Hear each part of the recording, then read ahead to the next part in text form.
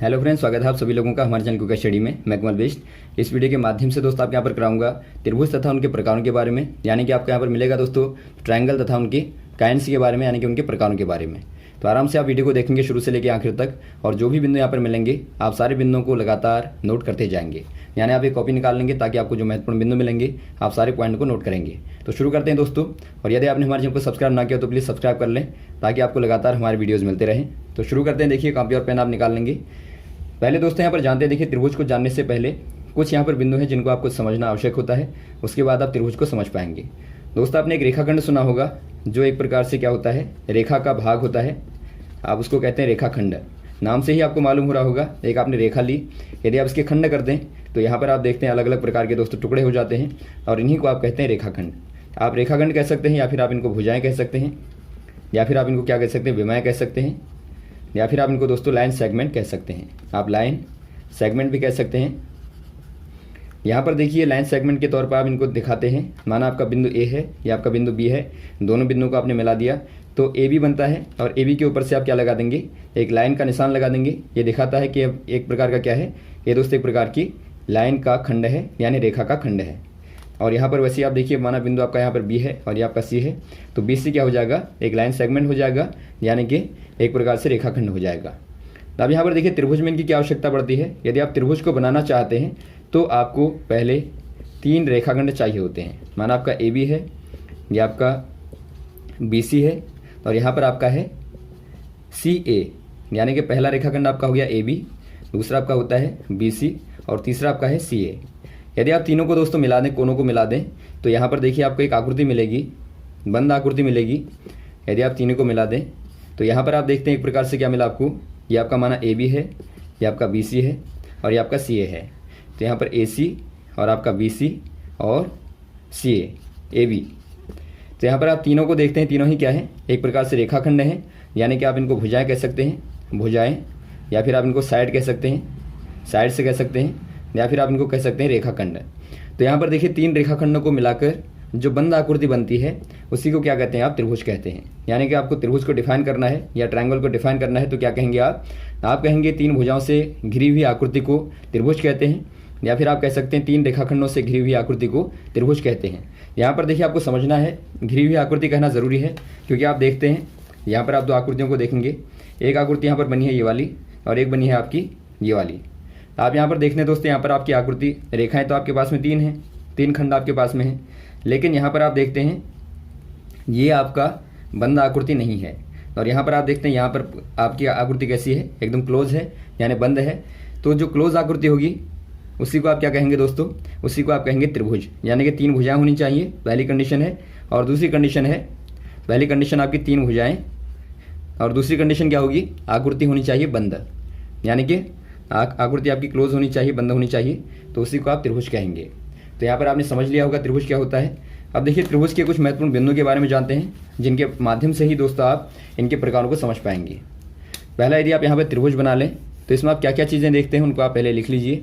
माना आपने 3 खंडों को मिलाया और यहाँ पर बना ए बी सी। आपने क्या किया दोस्तों, आपने 3 रेखाखंडों के कोनों को पकड़ के मिला दिया, यानी आपने यहाँ पर एंड पॉइंट को पकड़ा और आपने यहाँ पर जोड़ दिया। यहाँ पर आपने बांधा, यहाँ पर आपने बांधा, यहाँ पर बांधा, यानी 3 गांठों को लगा के एक प्रकार से आपने क्या बना दिया, एक प्रकार की बंद आकृति बनाई। इसी को आप ट्रायंगल कहते हैं, त्रिभुज कहते हैं। अब यहाँ पर देखिए क्या क्या चीज़ें होती हैं। यहाँ पर आप देखते हैं भुजाएं हैं, यहाँ पर आप देखते हैं अंदर जो कोण होते हैं, यहाँ पर कोण होते हैं, और यहाँ पर कोने होते हैं जिनको आप शीर्ष कहते हैं। यानी यहाँ पर आपकी 3 मुख्य चीज़ें होती हैं त्रिभुज में। पहला आपका होता है 3 भुजाएं। पहला बिंदु आप लिखेंगे त्रिभुज में, यहाँ पर आप ऊपर से लिख लेंगे, यहाँ पर एक लाइन और लिखेंगे आप, एक त्रिभुज में, एक त्रिभुज का देखिए दोस्तों आपका सिंबल होता है, ये आपका शॉर्ट में होता है। यदि ऐसा बना है तो इसका मतलब है त्रिभुज। एक त्रिभुज में क्या होते हैं, 3 भुजाएं होती हैं, जो कि आपने देखा ए बी, यहाँ पर क्या क्या भुजाएं हैं, ए बी और बी सी। यहाँ पर आपका सी है, बी सी हो जाएगा, और यहाँ पर हो जाएगा ए सी। 3 भुजाएं होती हैं। सेकंड पॉइंट निकलता है, 3 क्या होते हैं दोस्तों, कोने होते हैं, इनको आप शीर्ष कहते हैं। यानी आपके 3 शीर्ष होते हैं, 3 शीर्ष होते हैं। शीर्षों का नाम आप दे देंगे, शीर्ष ए, शीर्ष बी और शीर्ष सी हो जाएगा। ये आपका बी हो गया, ये आपका यहाँ पर सी हो जाएगा। 3 शीर्ष होते हैं और यहाँ पर थर्ड पॉइंट लिखेंगे 3 क्या होते हैं दोस्तों, अंदर बनने वाले कोण होते हैं। अंदर बनने वाले कोणों को क्या कहेंगे आप कहेंगे अंतःकोण, अंतःकोण कहेंगे। यानी यहाँ पर आप देखते हैं 3 क्या बनते हैं, अंतःकोण यहाँ पर बनते हैं, यानी कि एक त्रिभुज में 3 अंतःकोण बनते हैं। तो यहाँ पर कितने पॉइंट देखे दोस्तों आपने मुख्यतया त्रिभुज में आपने देखा 3 भुजाएं होती हैं, 3 शीर्ष होते हैं और 3 अंतःकोण होते हैं। तो ये आपको बेसिक जानकारी होनी चाहिए। अब देखिए इनके प्रकारों के बारे में यदि हम पढ़ेंगे तो इनकी भुजाओं के आधार पर और इनके कोणों के आधार पर ही इनके प्रकारों को पढ़ेंगे। यानी जो पहला प्रकार होता है दोस्तों वो आपका भुजाओं के आधार पर होता है, और सेकंड वाला जो टाइप होता है, प्रकार होता है, वो कोणों के आधार पर होता है। यानी यहाँ पर आप प्रकार पढ़ेंगे, इनके प्रकार पढ़ेंगे।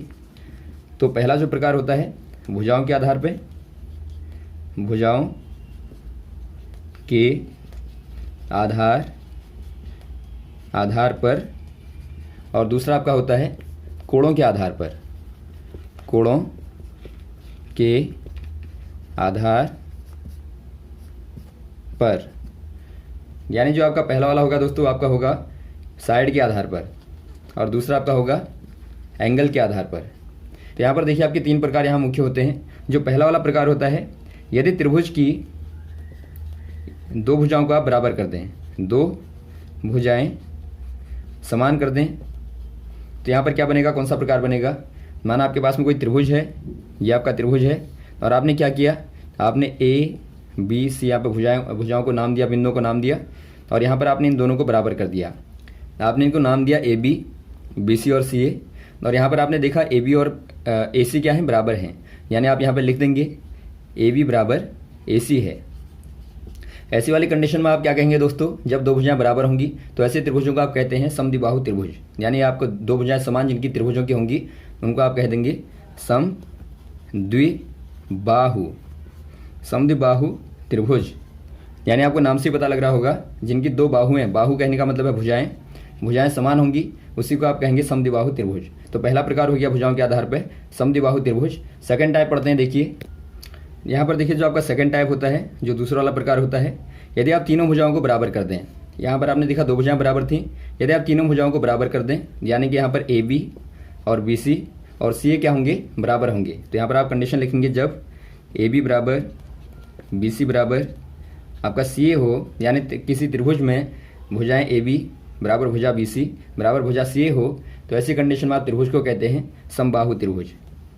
समबाहु कहने का मतलब है जिनकी सारी बाहुएं, यानी कि जिनकी सारी भुजाएं समान होंगी, ऐसे त्रिभुज को आप समबाहु त्रिभुज कहते हैं। तो ये आपका हो जाएगा दोस्तों सेकंड वाला टाइप समबाहु त्रिभुज का। तो भुजाओं के आधार पर आपने 2 प्रकार पढ़ लिए। पहला प्रकार था आपका समद्विबाहु त्रिभुज, यानी जिनकी 2 भुजाएं बराबर होती हैं, और सेकंड वाला टाइप आपने पढ़ा, यानी कि दूसरा प्रकार आपने पढ़ा जिनकी सारी भुजाएं समान होती हैं, यानी कि तीनों भुजाएं बराबर होती हैं।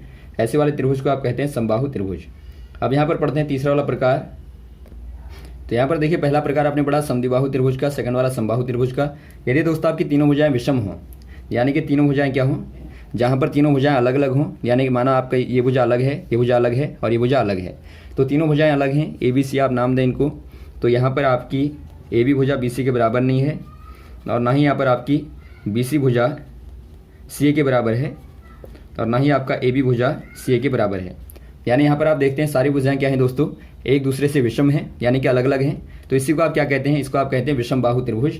यानी कि जिनकी सारी बाहुएं विषम हों, यानी समान ना हो, तो उसको आप कहते हैं विषम बाहु त्रिभुज। तो यहाँ पर आप इसको नाम दे देंगे विषम बाहु, यानी जिनकी बाहुएं यानी भुजाएं विषम हों, असमान हों, ऐसे त्रिभुज को आप कहते हैं विषम बाहु त्रिभुज। तो ये आपका थर्ड टाइप होता है। तो आपने पहला प्रकार देखा दोस्तों समद्विबाहु त्रिभुज, जिनकी 2 भुजाएं समान होती हैं, ऐसे त्रिभुजों को आप कहते हैं समद्विबाहु त्रिभुज। सेकंड वाला आपने पढ़ा समबाहु त्रिभुज, यानी जिनकी सारी भुजाएं समान होती हैं, सारी बाहुएं समान होती हैं, उसका आप समबाहु त्रिभुज कहते हैं। और थर्ड टाइप आपने पढ़ा जिनकी कोई भुजा समान नहीं होती, उनको आप विषम बाहु त्रिभुज कहते हैं, यानी कि आप थर्ड टाइप को कहते हैं विषम बाहु त्रिभुज। यहाँ पर आपने 3 प्रकार पढ़े भुजाओं के आधार पर। वैसे ही दोस्तों कोणों के आधार पर, यानी कि एंगल के बेस पे आप 3 प्रकारों को पढ़ेंगे त्रिभुज के, वो आपके कोण के आधार पर होंगे। अब यहाँ पर देखिए दोस्तों कोणों के आधार पर प्रकार जानने से पहले थोड़ा सा आप कोणों के बारे में समझ लेंगे। कोण आप जानते हैं, यदि आपका क्षैतिज से यानी आपका प्लेन से कोई रेखा को आप घुमाते हैं दोस्तों, तो जितनी भी घूमती है उसी को आप कोण कहते हैं। यानी कोण एक प्रकार से क्या होता है, घुमाव होता है रेखा का, एक प्रकार से जो आपका समतल होता है वहाँ से जितना भी रेखा घूमी होती है, यानी जितना भी घुमा होता है, उसी को आप कोण कहते हैं। तो यहाँ पर ये कोण होता है, और कोण को आप जानते हैं डिग्री में, या फिर आप रेडियन में मापते हैं, रेडियन में या फिर आप डिग्री में माप करते हैं। अब यहाँ पर देखिए दोस्तों, कोणों के प्रकार आपको मालूम होगा। यदि आपका 90 डिग्री का कोण बनता है तो इसे आप समकोण त्रिभुज कहते हैं। यदि 90 डिग्री से ऊपर का बनेगा, यहाँ पर आप देखते हैं 90 से ऊपर का है, ये क्या कहलाता है? ये अधिक कोण कहलाता है। यानी यहाँ पर आपने देखा, यदि एक कोण 90 डिग्री का बनता है तो ये आपका समकोण होगा, 90 डिग्री का होगा तो ये आपका समकोण यहाँ पर कहलाएगा, ये वाला कोण। और वैसे यदि आपका दोस्तों 90 डिग्री से ऊपर का बनता है तो ये क्या कहलाएगा? ये आपका अधिक कोण कहलाएगा, अधिक कोण। यानी 90 डिग्री के ऊपर का होगा तो ये आपका अधिक कोण कहलाता है। यदि 90 डिग्री के कम का होगा दोस्तों, यहाँ पर आपका 90 है, यदि आपका इससे कम का होगा, मान लीजिए आपका इतना है, तो ये क्या कहलाएगा? ये कहलाता है न्यून कोण। तो यहाँ पर आपने 3 कोण देखे मुख्य प्रकार से। पहला होता है समकोण, यानी जब एक कोण 90 डिग्री का बनता है तो उसको आप कहते हैं समकोण। तो यहाँ पर आपने देखा दोस्तों, 90 डिग्री के कोण के आधार पर ही, यानी कि जो लंबवत कोण होता है उसके आधार पर कोणों के 3 प्रकार बनाए गए हैं। यदि कोई 90 डिग्री के बराबर होगा तो उसको आप समकोण कहेंगे। यदि 90 डिग्री के ऊपर का होगा दोस्तों तो उसको आप कहेंगे अधिक कोण। यदि 90 डिग्री के कम का होगा उसको आप क्या कहेंगे? न्यून कोण कहेंगे। तो ये कोणों के प्रकार हैं। यदि इन्हीं में दोस्तों आप यदि एक रेखा को लगा दें, यानी एक भुजा को जोड़ दें, तो ये क्या बन जाएंगे? त्रिभुज बन जाएंगे। यहाँ पर देखिए, आपने यहाँ पर जोड़ दिया एक भुजा को, तो ये क्या बन गया? समकोण त्रिभुज बना। यहाँ पर आप पीछे त्रिभुज लगा देंगे, समकोण त्रिभुज। वैसे यहाँ पर आपने कोण में जोड़ दिया भुजा, तो ये क्या बन गया? ये आपका अधिक कोण त्रिभुज बन गया, अधिक कोण त्रिभुज। और थर्ड वाला आपने देखा, यहाँ पर यदि आप भुजा को जोड़ दें तो ये बनता है दोस्तों आपका न्यून कोण त्रिभुज। तो यहाँ पर आपने क्या देखा? कोणों के आधार पर त्रिभुज 3 प्रकार के होते हैं। पहला आपका होता है समकोण त्रिभुज। यदि कोई कोण आपका 90 डिग्री का बनता है तो उसे आप कहेंगे समकोण त्रिभुज। सेकंड वाला आपने देखा, यदि कोई कोण आपका 90 डिग्री के ऊपर का बनता है तो उसको आप कहेंगे अधिक कोण त्रिभुज। यदि यहाँ पर कोई कोण आपका 90 डिग्री के नीचे का बनता है तो उसको आप कहेंगे न्यून कोण त्रिभुज। तो यहाँ पर 3 प्रकार के कोणों के आधार पर आपने त्रिभुज देखे। पहला आपका समकोण त्रिभुज, सेकंड वाला आपका अधिक कोण त्रिभुज, और थर्ड वाला न्यून कोण त्रिभुज।